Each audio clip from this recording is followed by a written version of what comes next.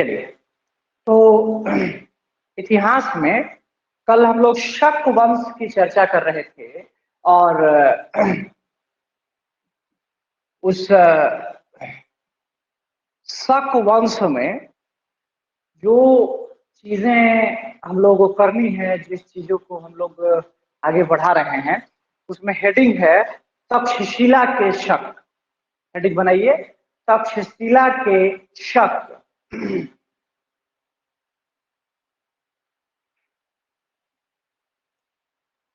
और तक्षशिला के शक में पहला नंबर है, पहला नाम है, उसका नाम है माउस, है ना। माउस उसका पहला नाम है, जो तक्षशिला के शकों में सर्वाधिक महत्वपूर्ण रहा है, सर्वाधिक महत्वपूर्ण उपस्थिति या सर्वाधिक उल्लेखनीय इसको माना जाता है माउस को। लिखिएगा माउस में पॉइंट बना के कि तक्षशिला के शक शासकों में, तक्षशिला के शक शासकों में माउस सर्वाधिक उल्लेखनीय रहा। तक्षशिला के शक शासकों में माउस सर्वाधिक उल्लेखनीय रहा।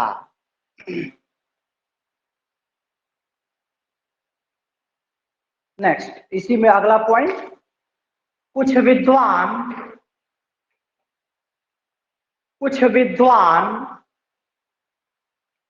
माउस को, कुछ विद्वान माउस को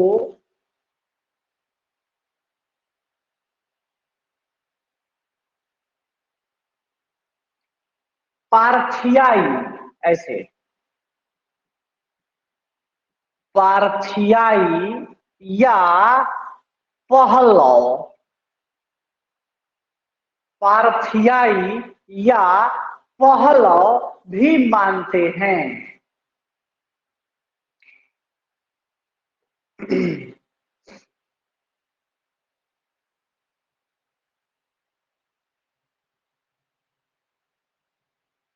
अब ऐसा क्यों कहा जाता है, कुछ विद्वानों के द्वारा ऐसा क्यों माना जाता है कि भाई वो पहलव थे या पारथियाई थे? तो वहां पे थोड़ा ब्रैकेट बना के और आप उसको नोट डाउन करेंगे, लिखेंगे कि वास्तव में इसका कारण, वास्तव में इसका कारण पहलवों का, वास्तव में इसका कारण पहलवों का शकों के समानांतर काल का होना है। वास्तव में इसका कारण पहलवों का शकों के समानांतर काल का होना है।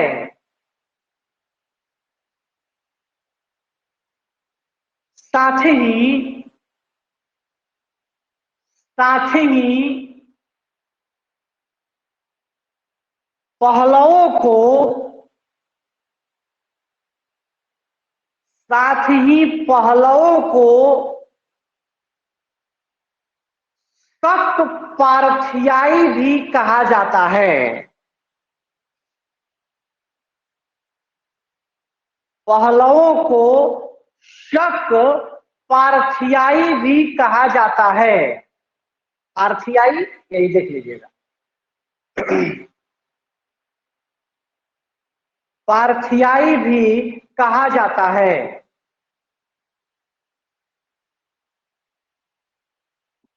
चलिए, ये तक्षशिला के शासकों में सर्वाधिक महत्वपूर्ण था माउस।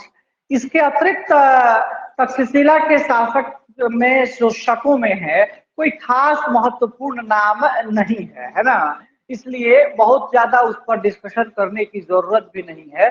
और अगर क्वेश्चन भी देखा जाए तो प्रश्न भी इससे नहीं पूछा जाता है ना। हाँ, माउस से कभी कभी प्रश्न आए हुए हैं, इसलिए मैंने उसको नोट डाउन करा दिया है। तो माउस याद रखिएगा, शक वंश का शासक है, लेकिन शकों के किस शाखा से जुड़ा है? तो तक्षशिला के शाखा से जुड़ा है ना। तक्षशिला के शाखा से, यानी तक्षशिला के प्रमुख शासकों में इस माउस का नाम उल्लेखनीय है, माउस का नाम चर्चित है। अब आइए एक अगला हेडिंग बनाइए, मथुरा के शक, है ना।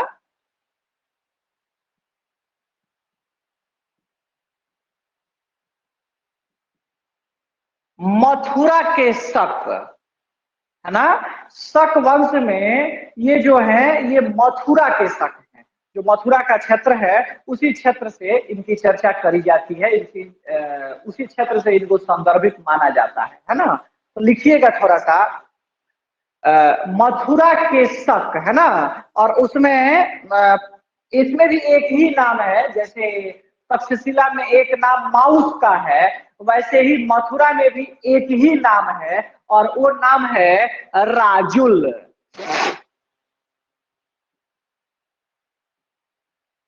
राजुल।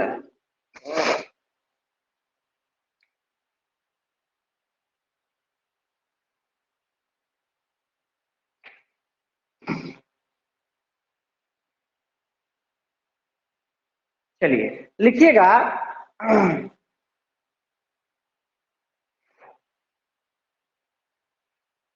राजुल मथुरा के शक शाखा का, राजुल मथुरा के शक शाखा का सबसे प्रमुख शासक था। सबसे प्रमुख शासक था।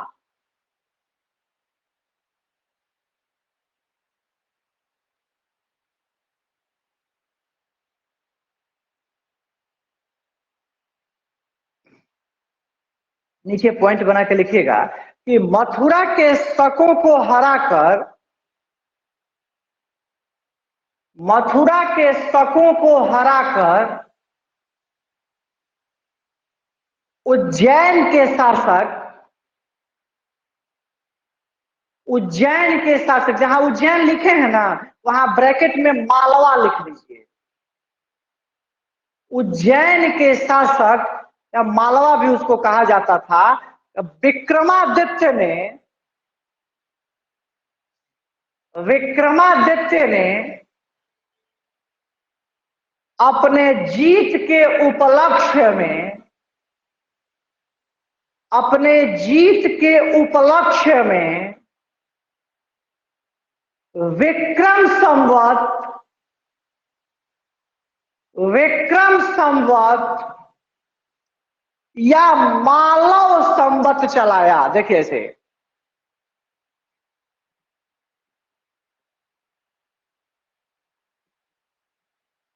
मालव संवत चलाया, है ना। इसी को विक्रम संवत भी कहते हैं या मालव संवत भी कहते हैं, है ना।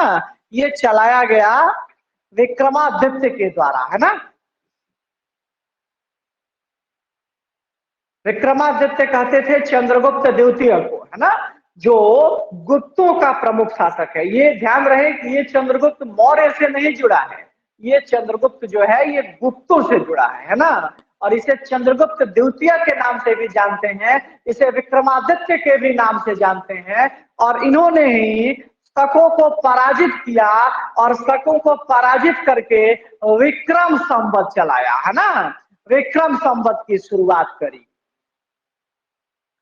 कनिष्क, जब राज्यारोहण की तिथि थी कनिष्क की 78 ईस्वी में, तो कनिष्क ने उस समय शक संवत चलाया था, है ना। तो ये ध्यान रखिएगा, विक्रम संवत जो है वो चंद्रगुप्त द्वितीय यानी विक्रमादित्य ने चलाया, जबकि शक संवत कनिष्क ने चलाया, है ना।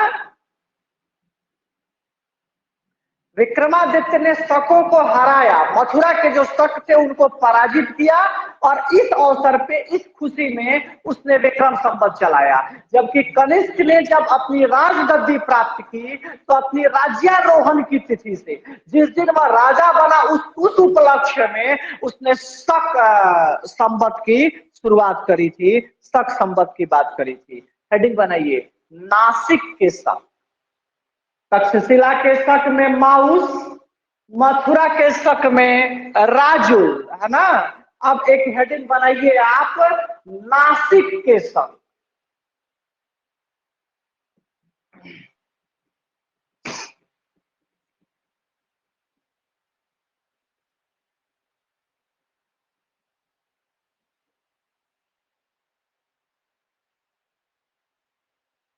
नासिक के शक, है ना।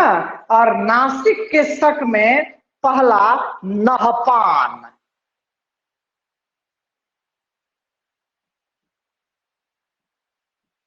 नहपान,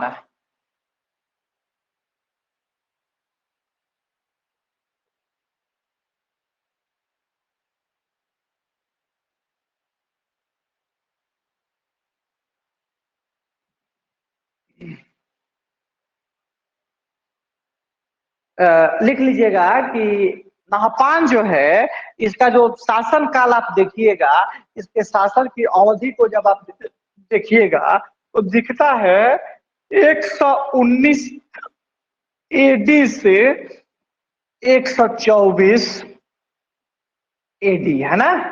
यानी 119 ईस्वी से 124 ईस्वी के बीच में ये हम लोगों को दिखता है ना, नहपान। लिखिएगा नहपान के बारे में, नीचे पॉइंट बना के, पहला पॉइंट, यह छहरात वंश से संबंधित माना जाता है। देख लीजिए, यह छहरात वंश से संबंधित माना जाता है।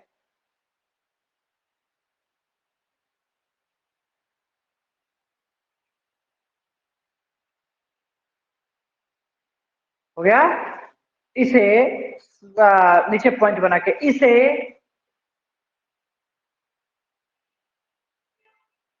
सातवाहन वंशी शासक, इसे सातवाहन वंशी शासक गौतमी पुत्र शातकर्णी ने,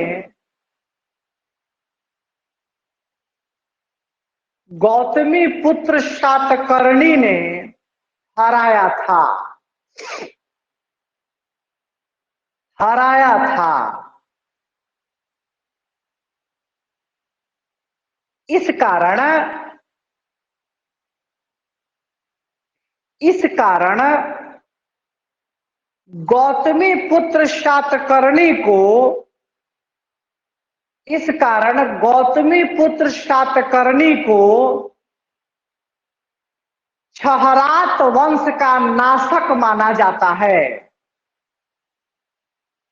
छहरात वंश का नाशक माना जाता है, यानी डिस्ट्रॉयर ऑफ छहरात डायनेस्टी, है ना। ये सातवाहन वंश का शासक था गौतमी पुत्र शातकर्णी, सातवाहन वंश का सबसे फेमस शासक है ये।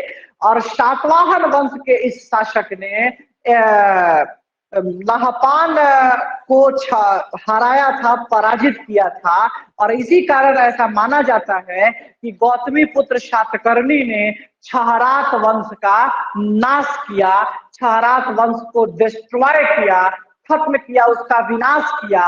और इसीलिए गौतमी पुत्र शातकर्णी को नहपान वंश, छहरात वंश का नाशक माना जाता है, विनाशक माना जाता है ना। नीचे पॉइंट बना के लिखिएगा कि ऋषभ दत्त, ऋषभ दत्त जो कि एक सातवाहन शासक था, ऋषभ दत्त जो कि एक सातवाहन शासक था,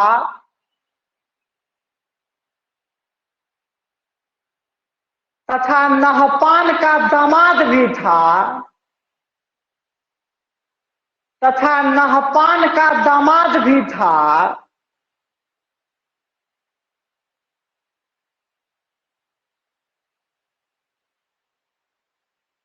गौतमी पुत्र शातकर्णी और ऋषभ दत्त ने, गौतमी पुत्र शातकर्णी और ऋषभ दत्त ने एक ही क्षेत्र को, एक ही क्षेत्र को किसी बौद्ध संघ को दान दिया था। यानी एक ही क्षेत्र को इन दोनों ने दान कर दिया था, है ना, ऋषभ दत्त ने भी और गौतमी पुत्र शातकर्णी ने भी, दोनों ने एक ही क्षेत्र को दान कर दिया, एक ही क्षेत्र को डोनेशन में दे दिया, है ना।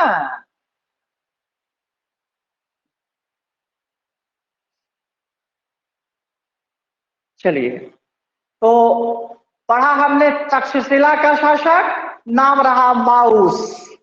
हमने पढ़ा मथुरा का शासक, नाम रहा राजुल, है ना। और उसके बाद नासिक का शासक जिसका नाम था नहपान, जिसे हराया किसने, गौतमी पुत्र शातकर्णी ने, है ना। और इसी कारण गौतमी पुत्र शातकर्णी को छहरात वंश का नाशक मानते हैं, छहरात वंश का विनाशक मानते हैं।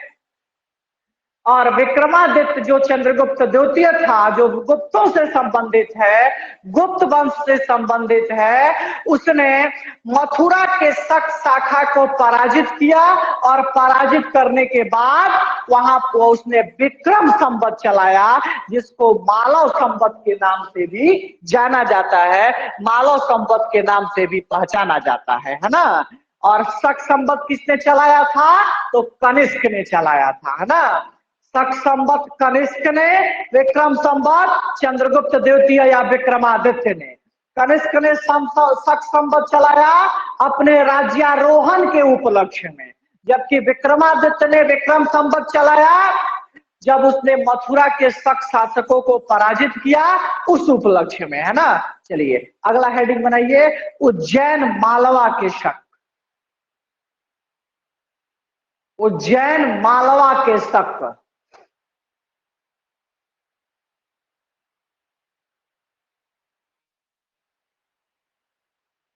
पहला,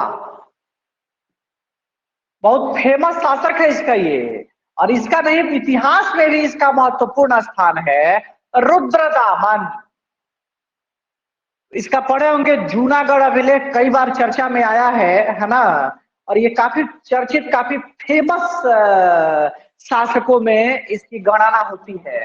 रुद्रदामन 130 ईस्वी से लेके और 150 ईस्वी तक जो है यह शासक बनता है, यह राजा बनता है ना। चलिए तो लिखिएगा रुद्रदामन में पॉइंट बना के कि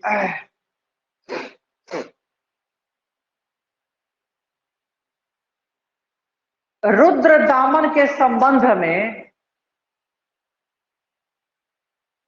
रुद्रदामन के संबंध में जानकारी के सर्वाधिक प्रमुख स्रोत, रुद्रदामन के संबंध में जानकारी के सर्वाधिक प्रमुख स्रोत जूनागढ़ का अभिलेख है।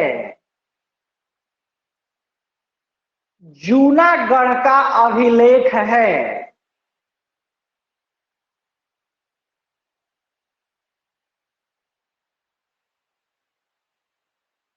अगला पॉइंट, यह कहने का मतलब है कि जूनागढ़ अभिलेख, है ना, यह या जूनागढ़ अभिलेख संस्कृत भाषा का, संस्कृत भाषा का पहला अभिलेख माना जाता है, पहला अभिलेख माना जाता है।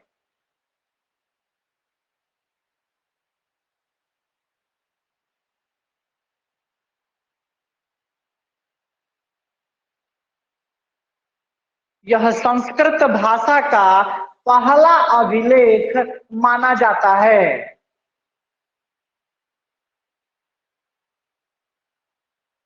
नीचे लिखेंगे अगला पॉइंट कि इस अभिलेख में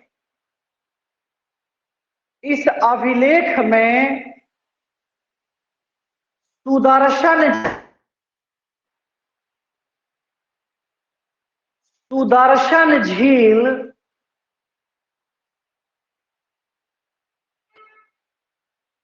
ब्रैकेट में लिखिएगा गिरनार क्षेत्र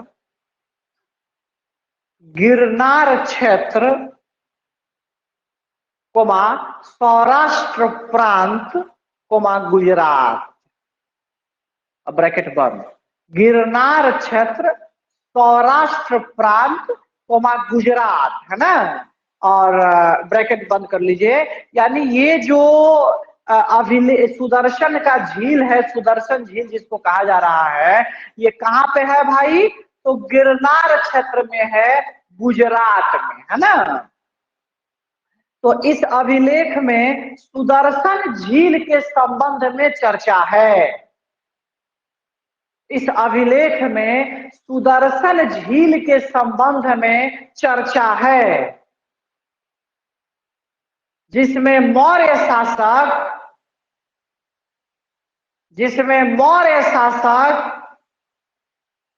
चंद्रगुप्त मौर्य,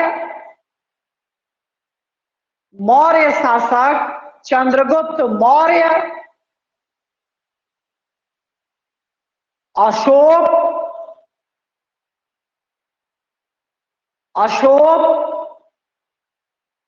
कोमा मौर्योत्तर शासक रुद्रदामन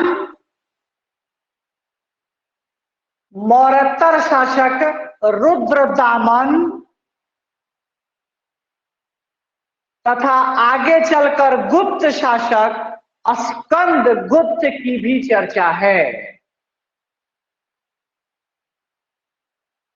स्कंद गुप्त की भी चर्चा है।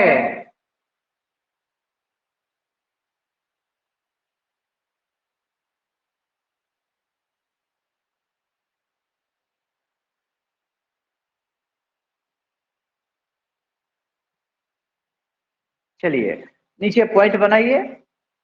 यह अभिलेख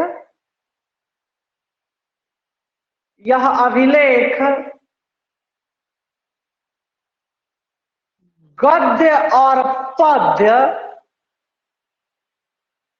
यह अभिलेख गद्य और पद्य दोनों की मिश्रित शैली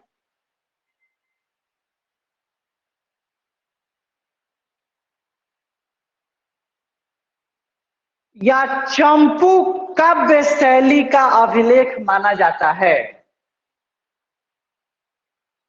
या चंपू काव्य शैली का अभिलेख माना जाता है।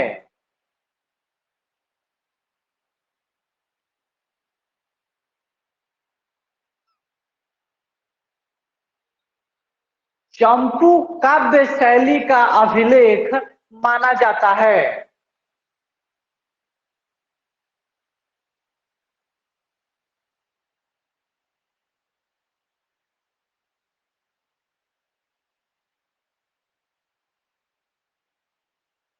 चलिए, यानी चंपू काव्य शैली का मतलब होता है कि वह अभिलेख जो पद्य में भी है और गीत में भी है, गद्य में भी है ना। पद्य का मतलब होता है जो पोयम गीत की शैली में लिखा हुआ है, और गद्य का मतलब होता है जो कहानी की शैली में लिखा हुआ है ना, प्रोज एंड पोएट्री, है ना। तो दोनों शैलियों का the mixture of both style, इसी को कहते हैं काव्य शैली, है ना। इसे चंपू काव्य शैली के रूप में पहचाना जाता है ना। नीचे पॉइंट बना के लिखिएगा कि रुद्रदामन ने रुद्रदामक नामक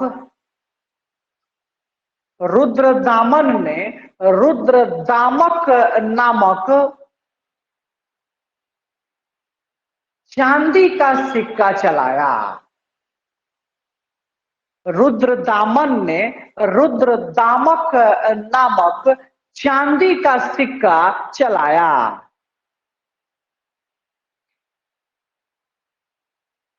ये बहुत इंपॉर्टेंट है, ध्यान रखेंगे इसको। तो रुद्रदामन उज्जैन और मालवा के शक शासकों से संबंधित है, और इससे संबंधित जो प्रमुख अभिलेख है वो है जूनागढ़ अभिलेख। यह संस्कृत भाषा का पहला अभिलेख है, चंपू काव्य शैली में लिखा हुआ है, यानी गद्य और पद्य दोनों की शैली में लिखे हुए हैं। और रुद्रदामन के इस जूनागढ़ अभिलेख में गिरनार के सुदर्शन झील की चर्चा है, जिसके साथ कई महत्वपूर्ण शासक जो हैं वो जुड़े हुए हैं, है ना। जिसमें आप देख सकते हैं कि मौर्य वंश में चंद्रगुप्त मौर्य और अशोक, मौर्योत्तर काल में आपको रुद्रदामन, तथा आगे चलकर आपको गुप्त में स्कंद गुप्त आदि की चर्चा इस सुदर्शन झील से संदर्भित मानी जाती है। तो ये और एक और इंपॉर्टेंट फैक्ट जो मैंने आपको राइट डाउन कराया है वो ये है कि रुद्रदामन ने रुद्रदामक नामक चांदी का सिक्का जो है वो चलाया था, चांदी के सिक्के को उसने आगे बढ़ाया था, है ना। तो चलिए अगला हेडिंग बनाइए, रुद्रसेन तृतीय। इसी में है ये, यानी रुद्रदामन के बाद दूसरा नंबर, है ना, रुद्रसेन तृतीय।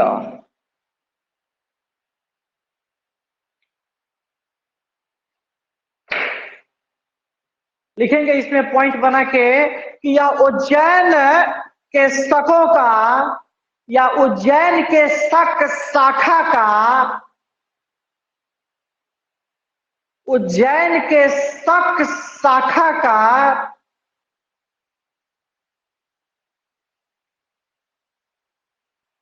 अंतिम शासक था। उज्जैन के शक शाखा का अंतिम शासक था।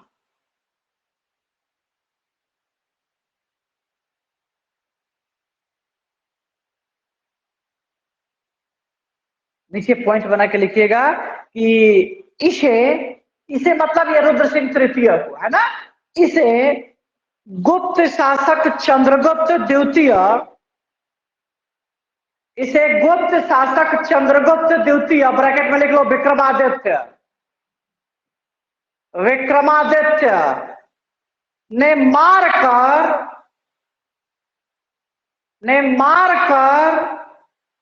मालवा के क्षेत्र में प्रभाव स्थापित किया, और इस क्षेत्र में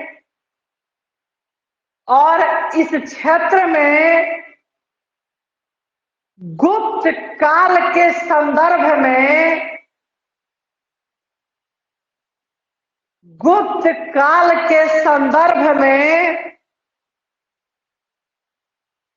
पहली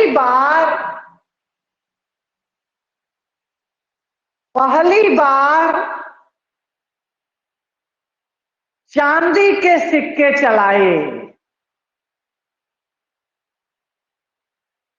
पहली बार चांदी के सिक्के चलाए।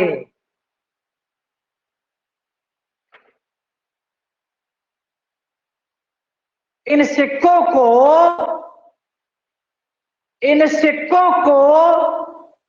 व्याघ्र शैली के सिक्के भी कहा जाता है, ऐसे लिख लीजिएगा, व्याघ्र शैली के व्याघ्र शैली के सिक्के भी कहा जाता है।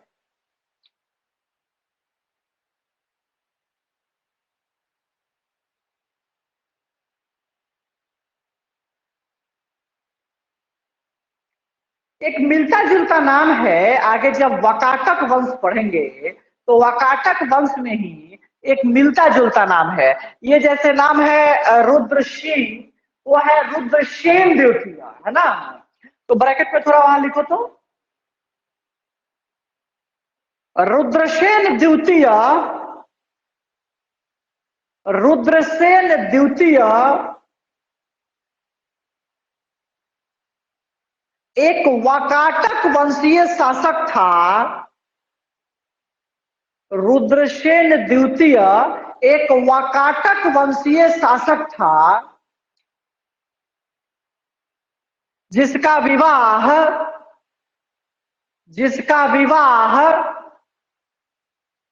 चंद्रगुप्त द्वितीय की पुत्री प्रभावती गुप्त से हुआ था।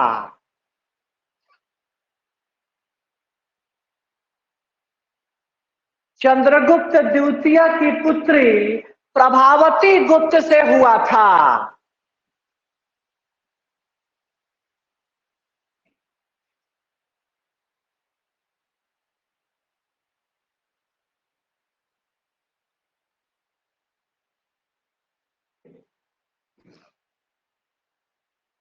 चलिए, ये शक वंश खत्म होता है।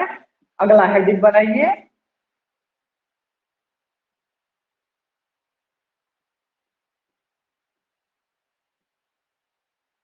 पहलव या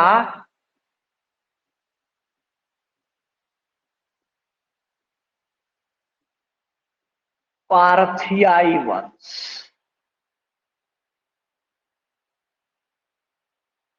पहलव या पारथियाई वंश प्रथम सदी की यह वंश है। फर्स्ट एडी, प्रथम सदी, प्रथम ईस्वी का यह वंश है। और दो मुख्य शासक हैं इसके काल में। एक तो इसका संस्थापक है जिसको कहते हैं मिथ्रेडेट्स, और दूसरा है गोंदोफर्निस। तो उन शासकों के बारे में थोड़ा जान लेना है और थोड़ा सा इनका परिचय जान लेना है ना। तो पहला जो इसमें टॉपिक है, इसका टॉपिक है भूमिका, यानी इसका परिचय, है ना। भूमिका कहिए या परिचय कहिए, है ना। इसका परिचय भाई, तो पहलव या पारथियाई का, है ना। इनका क्या रोल रहा है, क्या इनका परिचय रहा है, तो आइए थोड़ा बात करते हैं हम इनके बारे में। एक पॉइंट बनाइएगा, लिखिएगा कि पश्चिमोत्तर भारत में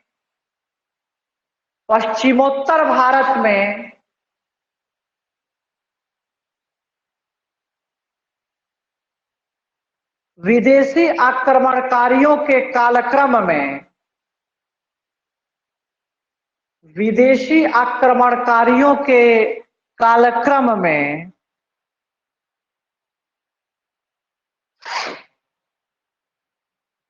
पश्चिमोत्तर भारत में विदेशी आक्रमणकारियों के कालक्रम में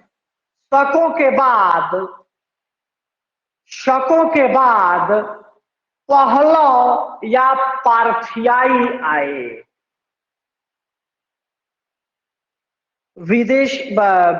पश्चिमोत्तर भारत में विदेशी आक्रमणकारियों के कालक्रम में शकों के बाद पहलव या पारथियाई आए।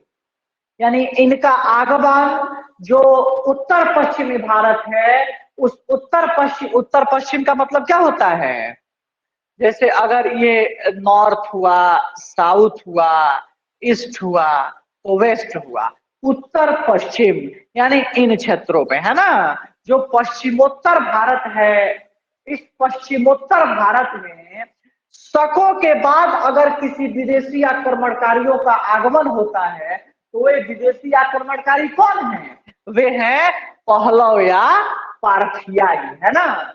इन्हीं का आगमन होता है, इन्हीं का प्रवेश होता है भारत में। देखिएगा अगला पॉइंट, इसी में अगला पॉइंट बना के लिखिए। पहलव कुछ समय के लिए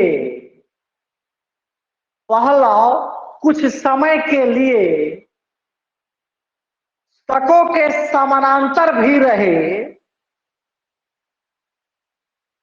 पहलव कुछ समय के लिए शकों के समानांतर भी रहे। कहने का मतलब ये है कि इनके साथ साथ शकों का भी शासन भारत में रहा, है ना। यानी ये शक के बाद जरूर आए, लेकिन शकों के पतन के पहले आ गए। तो कुछ समय तक ये पहलव भी रहे और शक भी रहे। तो इसलिए कहा जाता है कि कुछ समय तक ये शकों के समानांतर भी रहे, इसीलिए इन्हें शक पहलव भी कहा जाता है।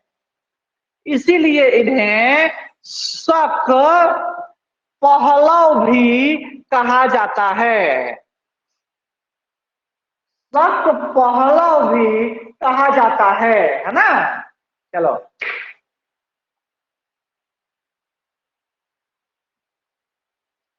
एक पॉइंट इनके परिचय में और नोट कर लेना चाहिए, कर लीजिए उसको, कि ये भी अन्य विदेशियों की तरह, ये भी अन्य विदेशियों की तरह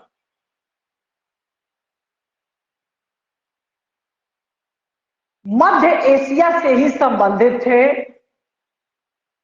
मध्य एशिया से ही संबंधित थे तथा इनका मूल निवास क्षेत्र, तथा इनका मूल निवास क्षेत्र ईरान, ईरान है ना।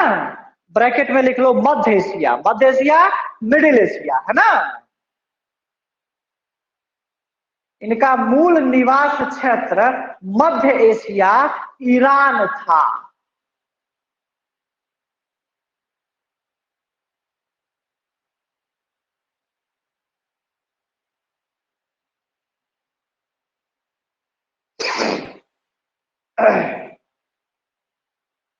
चलो, ये इनका परिचय रहा। अब इसमें दूसरा जो टॉपिक है ये पहलव या पारथियाई में, वह टॉपिक है प्रमुख शासक। तो हेडिंग बनाइए, प्रमुख शासक, है ना। यानी इस पहलव या पारथियाई वंश के प्रमुख शासक जो हैं वो कौन कौन से रहे हैं। जैसे कि आपने तमाम शकों में पढ़ा है कि शकों की अलग अलग शाखाएं रही हैं, लेकिन इसकी उस तरह से शाखा तो नहीं है, लेकिन दो इसके बहुत इंपॉर्टेंट शासक हैं। एक तो इसलिए इंपॉर्टेंट है क्योंकि वो उसका संस्थापक है ना। और दूसरा थोड़ा सा उसके बारे में जान लेंगे। तो पहला लिख लीजिएगा मिथ्रेडेट्स, है ना। देखिए मिथ्रेडेट्स, है ना।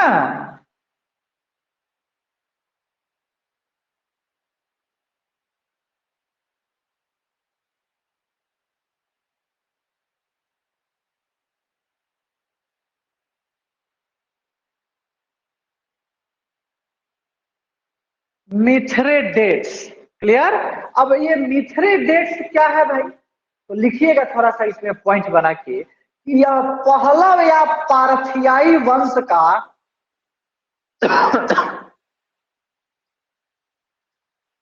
ये पहलव या पारथियाई वंश का संस्थापक माना जाता है। ये पहलव या पारथियाई वंश का संस्थापक माना जाता है।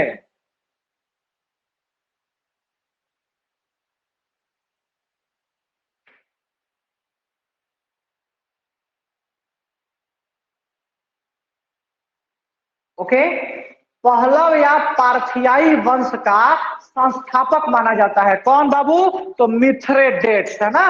इसी को उस वंश का फाउंडर मानते हैं, है ना।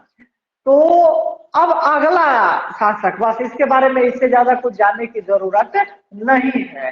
अगला शासक है, उसका नाम लिख लीजिए आप, गोंदो फर्नेस, गोंदो फर्नेस, है ना। गोंदो फर्नेस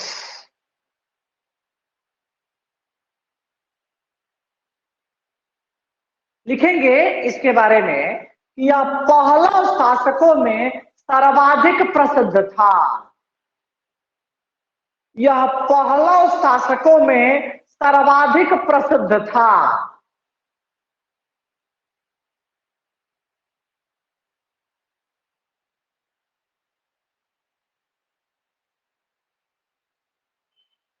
नेक्स्ट अगला पॉइंट, इसकी राजधानी तक्षशिला थी। इसकी राजधानी तक्षशिला थी।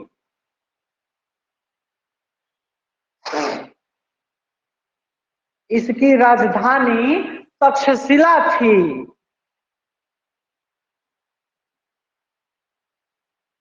नेक्स्ट, तख्ते बही अभिलेख, ऐसे लिखिएगा,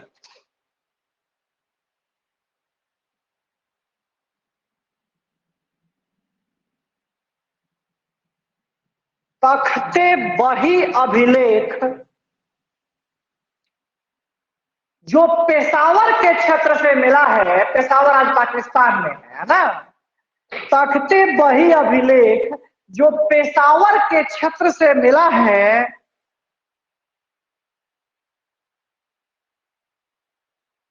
गोंदो फर्निस के काल से ही संबंधित है। गोंदो फर्निस के काल से ही संबंधित है।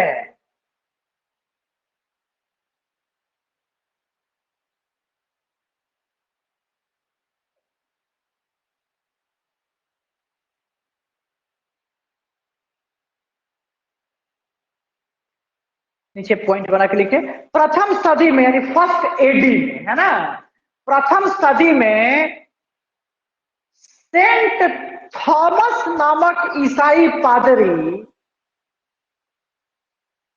सेंट थॉमस नामक ईसाई पादरी गोंदो फर्निस के समय ही,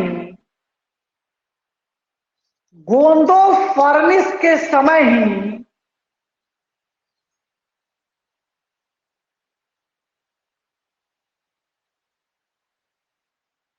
ईसाई धर्म का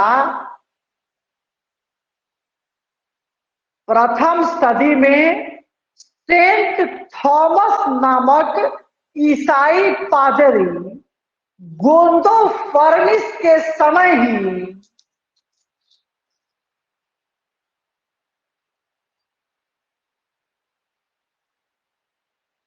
ईसाई धर्म के प्रचार प्रसार के लिए, ईसाई धर्म के प्रचार प्रसार के लिए भारत आया था। भारत आया था।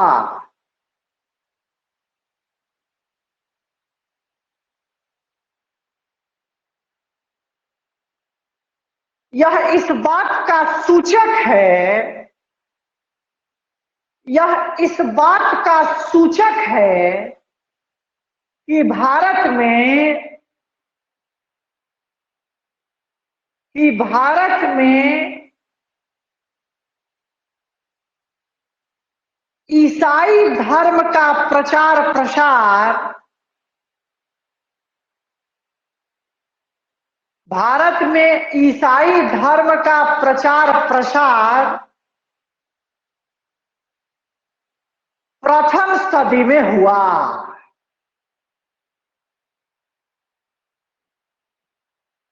प्रथम सदी में हुआ। क्लियर? यह है पहलव या पारथियाई वंश, है ना, इसकी भी कहानी फिनिश होती है। ठीक है, तो हम लोगों ने शक कर लिया, हम लोगों ने पहलव और पारथियाई भी कर लिया। अब जो ग्रीक, शक, पहलव और पारथियाई, ये तीन खत्म हुए। अब बचता है उसमें विदेशों में सबसे महत्वपूर्ण, मुझे लगता है वो है ना, और वह है कुषाण। इसी में हम लोग कनिष्क वगैरह को भी देखेंगे और फिर आ जाएंगे दक्षिण भारत में, जिसमें सातवाहन आदि की चर्चा भी करी जाएगी, सातवाहन आदि के बारे में बातें भी की जाएगी। तो हेडिंग बनाइए कुषाण वंश। कुषाण वंश, है ना। चलिए, कुषाण वंश जो है इसको हम लोग कल से इसको डिस्कस करेंगे। कल से एक बात सुन लीजिएगा थोड़ा सा, कल से जो क्लास का व्यवस्था है वो ये है कि क्लास आपकी शुरू हो जाएगी। आज थोड़ा सा एडजस्टमेंट करना था सबका, है ना। तो 9 बजे से आपकी क्लास शुरू हो जाएगी और 9 बजे से लेके और ये कंटिन्यू 12 बजे तक आपकी क्लासेस चलेगी, है ना। 12 बजे तक आपकी क्लासेस चलेगी, जिसमें 9 बजे से लेके और 10:30 बजे तक, है ना, आपको ये एंशिएंट इंडिया जो कर रहे हैं ये करेंगे, और 10:30 से 12 बजे तक पॉलिटी करेंगे, है ना। पॉलिटी क्लास में शुरू हो गया था, है ना। उसमें पॉलिटी क्लास में हमने चर्चा भी कर लिया है, एक या दो क्लास उसमें मैंने कराया है क्लास में, लेकिन ऑनलाइन जो है वो कल से ही उसकी शुरुआत करी जाएगी, है ना। तो जो क्लासेज आपका छूटा है, जिन लोगों का छूटा है, वो किसी दिन छुट्टी के दिन शनिवार या रविवार मैं वो पीछे वाला करा दूंगा, है ना।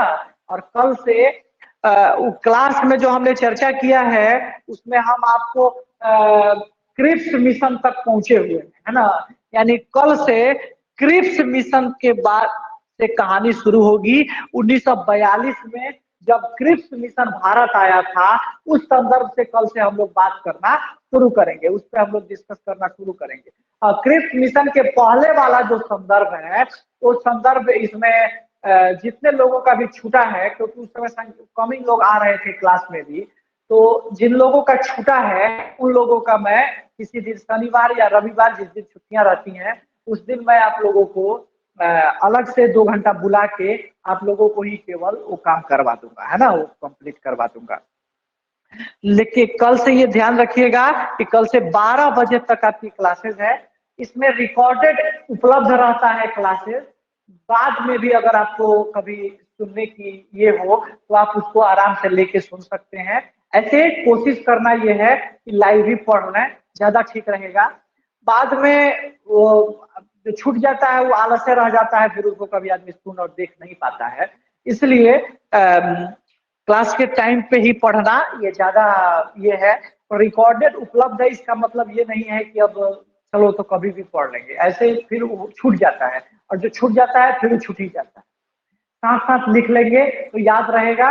और उसको शनिवार को मैं ये टेस्ट वगैरह भी जो होंगे वो इसी पोर्टल पे, ऑनलाइन जो टेस्ट वगैरह भी आपका इसी पे ऑर्गेनाइज हो जाएगा, इसी पे चीजें हो जाएंगी। कल पॉलिटी का एक इसमें आप लोग देखे होंगे, आप सब लोगों को लिंक भी मिला होगा। कल पॉलिटी का नोट्स भी मैंने इसमें स्टडी मटेरियल जो है वो इसमें अपलोड कर दिया है, इसमें इस ऐप में। तो उसका लिंक भी आप लोगों को मैंने भेज दिया था। आप इसमें जाके अपने बैच में जो फाउंडेशन बैच है आप लोगों का, इसमें जाके और आप स्टडी मटेरियल खोलेंगे, उस स्टडी मटेरियल में आपको इंडियन पॉलिटी मिलेगा, आप वहां से उसको डाउनलोड कर लीजिए। जब तक ये कोरोना पैंडेमिक की चीजें चल रही हैं तब तक हम लोग हैं ऐसे हैं, फिर जब ओपन हो जाएगा तो फिर हम लोग एज इट इज हो जाएंगे, और फिर हम लोग जैसे पढ़ते थे वैसे पढ़ते रहेंगे। लेकिन फिलहाल की जो व्यवस्था है वो यही है। मुझे लगता होगा कि इसमें कोई असुविधा आपको नहीं हो रही होगी। कोई असुविधा है तो बताइए। आवाज वगैरह ठीक से जा रहा है और सारी चीजें क्लियर है।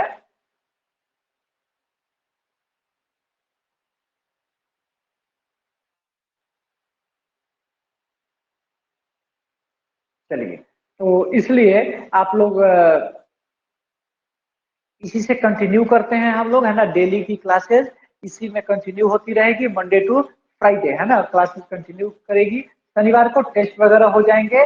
वीकली जो करंट अफेयर्स था वो मैंने आपको ग्रुप में सेंड कर दिया था, आप देख लीजिएगा और उसको पढ़ते रहिएगा, क्योंकि उसका भी टेस्ट होगा, है ना। और वो मैं कभी भी ले सकता हूँ बिना बताए, वो बिना बताए बिना इंफॉर्मेशन के आपको जब एक वीक का करंट अफेयर खत्म हो जाएगा तो उसके बाद वो कभी भी आपका वो टेस्ट लिया जा सकता है 50 क्वेश्चन का। इसलिए आप उसको हमेशा देखते रहिए, पढ़ते रहिए, है ना। चलिए मिलते हैं कल 9 बजे की क्लास में आपके साथ। स्टडी मटेरियल आप पॉलिटी वाला उसमें देख लीजिएगा, आपको उपलब्ध हो जाएगा, मिल जाएगा। जो क्लास में हमने कराया है ना, तो क्लास में जो लिखवाया है, कराया है, वो मैं आपको व्हाट्सएप पे या आप लोगों को पर्सनली मैं सेंड कर दूंगा, है ना। या जिस दिन कराऊंगा उस दिन आपको अलग से लिखवा दूंगा, है ना। आप निश्चिंत रहिए। चलिए ठीक है, थैंक यू फॉर टुडे।